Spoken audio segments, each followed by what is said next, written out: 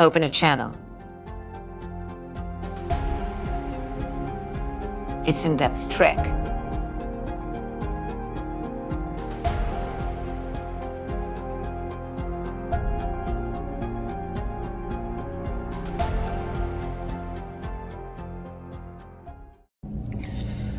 Hello everyone, welcome to episode 10 of the In-Depth Trek podcast. Today we're going to be discussing season 1 episode 9 of Star Trek Voyager, which is the episode Emanations.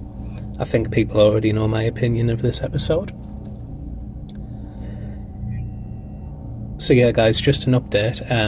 I told you a couple of weeks ago that I will be taking a short break at the end of season 1.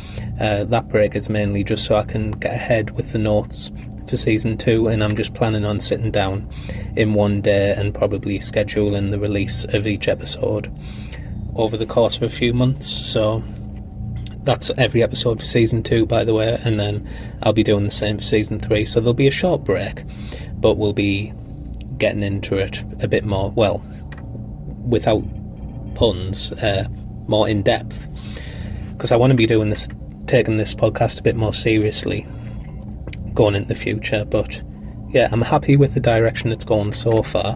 I've got some good feedback and some constructive feedback, which I'm really happy for, and I've had not one idiot say anything particularly bad about it so far, so I'm just going to continue it in the sense of the format it is at the moment and just continue to develop it. So yeah guys, if you left me feedback, I really appreciate it. So we start off with a captain's log, and the stardate is now 48623.5. Voyager may have found a new chemical element. Janeway and the crew appear rather excited about the discovery. B'Elanna states that they could make a probe casing that could enter a sun with that new element. They're trying to find if they can view it in its natural environment. Kim and Chakotay, along with B'Elanna, go into a shuttle and onto the surface of a planet, which they seem to see if they can find this element that's been previously mentioned. They find some kind of cobwebs. B'Elanna stumbles into a body completely encased in the cobweb-like matter. The three then discover an entire tomb filled with the bodies, and my immediate reaction is here that it's some kind of tomb or mass grave. Kim looks horrified at this point. It's not explicitly stated it's a tomb by this point, but it was just my immediate natural response. So we'll get the Star Trek Voyager intro. So, staying with the three on the surface, Chakotay contacts the captain and updates her on the situation. He also confirms my suspicion that it is a burial site. The chemical element is created by their decomposing bodies.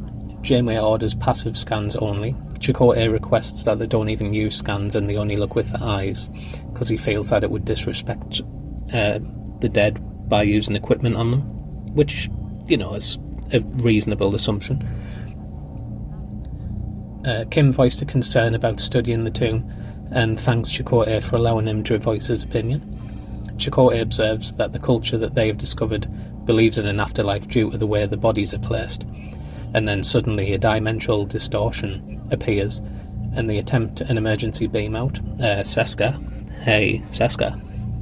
tries to transport them all out safely. Chakotay and B'Elanna are being backed, but Harry is nowhere to be found. Even via Voyager's scanners, he's just completely disappeared.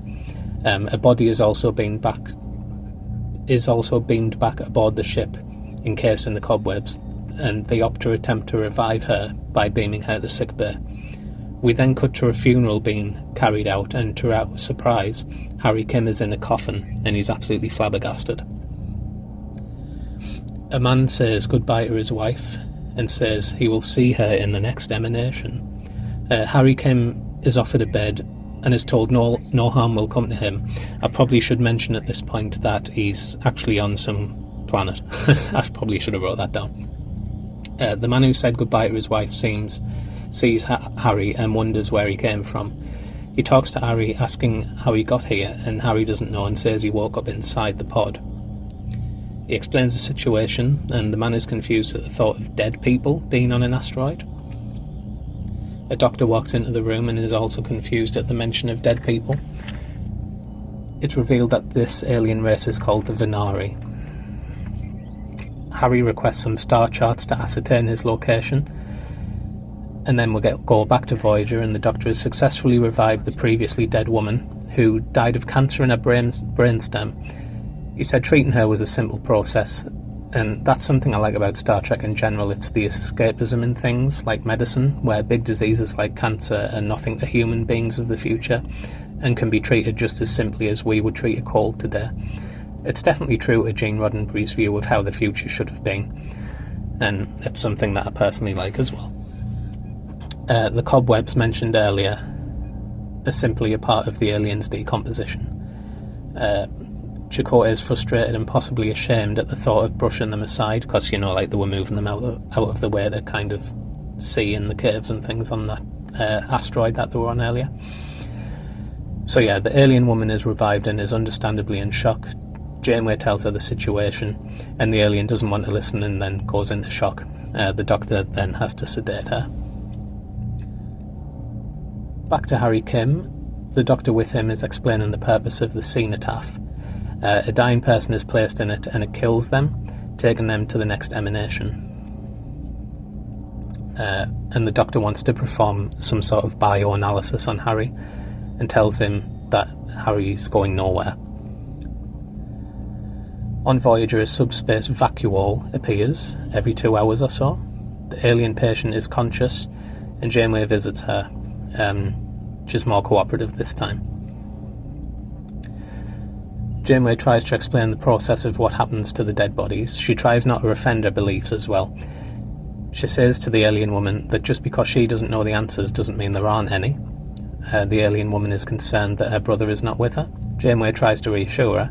Kes offers to take her for a walk around the ship, but the ship suddenly jolts. As it happens, a dead body has appeared on Voyager's engineering section. The man that said goodbye to his wife is now questioning his beliefs because of what has transpired with him and Kim's appearance. The wife tells Kim to stay away from her husband, and the husband asks for his forgiveness. That's Harry's, by the way. He's trying to excuse his wife's actions. He asks what they may find in the next emanation, and Harry doesn't know, as he's confused by all of this as well. After a few moments of conversing about what happened in his afterlife, what happens in his afterlife, Harry reveals that he doesn't even know what happens in his race's afterlife, or if there even is one, let alone the alien race's afterlife that he has no knowledge of at all. The Venari have come to see death as just another stage of existence. Some are even eager to die. Harry asks, is he here because he's not happy with his life? And the man reveals that he's had an accident, but it's more of his family's doing than his own. And Harry's way of handling the situation here is spot on. He respects their culture whilst voicing his own opinions, and that's get me words out. It's perfect Starfleet values. It's not so much the acting, it's just the way the script is. The acting would help, of course, but the way it's written encapsulates Starfleet really well, and I did like that. So back on Voyager, another corpse appears. Janeway says that 3 have appeared so far, and there's neural energy being released through the hull. So some kind of brain activity is being released through the hull, which is quite weird. B'Elanna states that the antimatter containment will fail if the bodies continue to appear. Janeway thinks that the bodies are being attracted to the warp core and orders an immediate warp away. Tom pilots Voyager to half a light year away. The Venari woman and Kes get something to eat from the mess hall, and she's telling Kes about her family.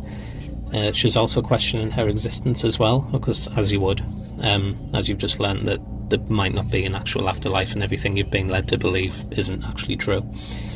So they go on to both discuss the afterlife. Kes believes in a soul or a spirit, and the Venari woman sees the next emanation as more of a continuation, not a soul passing on. She's losing faith as she speaks and feels alone. Kes takes her to meet Janeway, and the other senior officers, and she promises to do everything they can to send her back. Janeway says there is a risk, but Patera, which is the alien woman's name, says she's already died once and is prepared to die again. She's given instructions from Janeway what to tell Harry if she sees him. Patera is wished well by Janeway, and Seska beams her out. After some issues during the beam out, she's beamed back for safety, and as she beams back, she is pronounced dead. Janeway orders her to be beamed onto one of the asteroids, as that is where she was meant to be. And Kim is seen as a threat on the planet's surface, and is told he needs to be taken to a more secure location for his safety. Mr. Venari, his actual name is Hatil, is putting his mummy bandages on, and is still in two minds about what to do. He says his family would worry about him if he just walked away, and Harry comes up with a plan at this point. Harry would take his place, whilst he does a runner into the mountains. So Harry could be beamed back to the asteroid, and Voyager would pick up his signal, which is pretty cool, I guess. I mean, you could probably see it coming a mile away watching the episode, but it's cool nonetheless. Harry is told that he will die, but if he is quick, he's quick to say that if Voyager finds him quickly, they can revive him. After a moment to think it over, the man agrees, but they have to hurry. So Harry, under the guise of Hatil, enters the transference chamber and awaits his imminent death and his transference to the asteroid, and then obviously it's successful, but he dies, so rip Harry. On Voyager, another body enters the ship on deck 15. B'Elanna recommends they leave. Janeway agrees, and she's frustrated, but immediately they have a dead human body arrive on deck 12. Janeway runs to sickbay, and lo and behold, it's Harry. After attempts to revive him, initially seen unsuccessful, he then suddenly wakes up, and the doctor tells him to relax. Janeway meets up to Harry in the mess hall at night. Janeway gives him 2 days off for time to reflect on what's just happened to him, because he died. Janeway tells him to express himself in some way, like painting or something. Could Harry's clarinet playing be of influence in some way from this episode? You know, because we see him in the later episodes, he's in a jazz band and whatnot. Could it have been, maybe? There's an abnormal energy field around the planet, which could possibly be some kind of afterlife, and Janeway leaves Harry as he looks into the stars in the mess hall. So that's the end of the episode.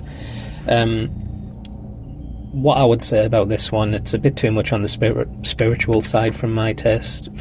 Now, I know this is absolutely part of Star Trek, the belief and culture of other races, but this one just doesn't really sit well with me for some reason. It's a definite low point in Series 1 for me. Things I would change, I would definitely take away the whole family forced me into it angle, you know, like forced suicide basically, and change it to maybe someone who's terminally ill, as I may be more sympathetic to the idea of voluntary suicide if it was that angle. But yeah, that's a whole different topic for someone who knows a lot more about it than I do. But yeah, guys, thanks for listening. I'm on X and YouTube, all the links will be below. So this episode goes live on the 11th of March. So, with a bit of luck, don't quote me, but there may be a slight delay this time round in getting the next one out, but I will try my best. And hey, if you're watching these in a backlog as you play on the PlayStation 4 with Spotify in the background whilst you're trophy hunting or something, just have fun with the episodes. I hope you're having fun with them, or if you're playing the game on Steam, or if you're just chilling in bed at night, I hope you're really enjoying them. So, on that note, guys, I will see you in the next episode, which will be the 11th episode of our podcast, but the 10th episode of Voyager, which is getting really confusing. But yeah, guys, I will see you in 2 weeks, so have fun. This has been In-Depth Trek.